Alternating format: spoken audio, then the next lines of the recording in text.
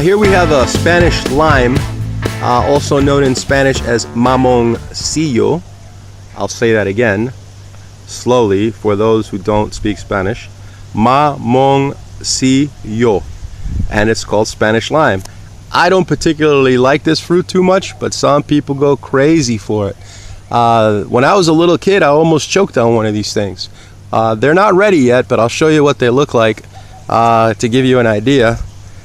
These are going to have a very crispy, let's just say, exterior shell that you can peel off, and it crumbles into not little pieces, it kind of peels apart. Here's one in the back here that's pretty good. It's almost ready, not quite ready. When you peel off that exterior skin, it kind of breaks apart, and it's got a kind of a brownish color inside, almost like a tan brown. Very, very fibrous, lots and lots of fiber all over it, and it's one old big seed, and it's super slippery. It's got a sweet taste, a little sour, a little sweet, very good. A little bit maybe described slightly like a tamarind, but you know, I might be going too far there. But it's a good fruit, and the thing about this tree is that if you like this fruit and you want to grow one, you're going to need either a very special variety, like this particular one is called a Montgomery, which is a grafted variety, and the Montgomery is an excellent variety that people get for commercial purposes. You can see it's a very nice wide canopy on this tree. That's a beautiful tree, but to get this to bear fruit, you definitely need two trees, males and females.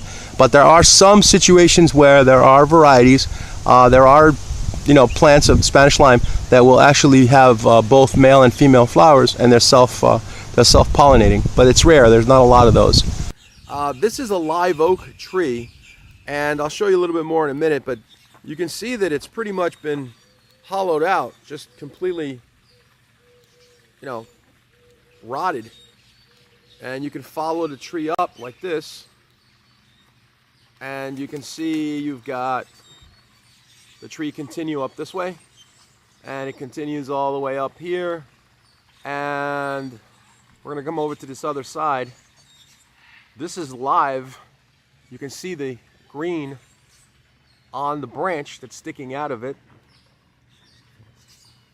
That branch right there, live oak, and it's alive, but you'd figure it would be dead based on all that damage that the tree has. Now as I back away and we look up here, this is very interesting. This is an example of natural grafting. So the tree was leaning all the way up towards the other tree. This is a live oak as well. And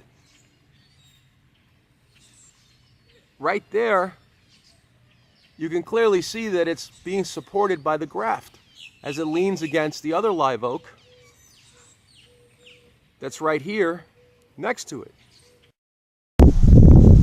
Now this is a beautiful tree. This is not a fruit tree, but this is an interesting tree. This is called a rainbow eucalyptus, and you can see the coloring is really, really nice. You can have a very majestic tree on your property, and by majestic I mean quite a large tree. This tree is easily going to be close to 45 feet. I don't know how good this is going to come out. I'll show you. We'll zoom up. Well, we're not going to zoom. We're going to pan up to the top. And this is just the lower branches. From here, I'm going to back up. It keeps going. I'm at about 20 feet there. And then I'm going to go up a little more.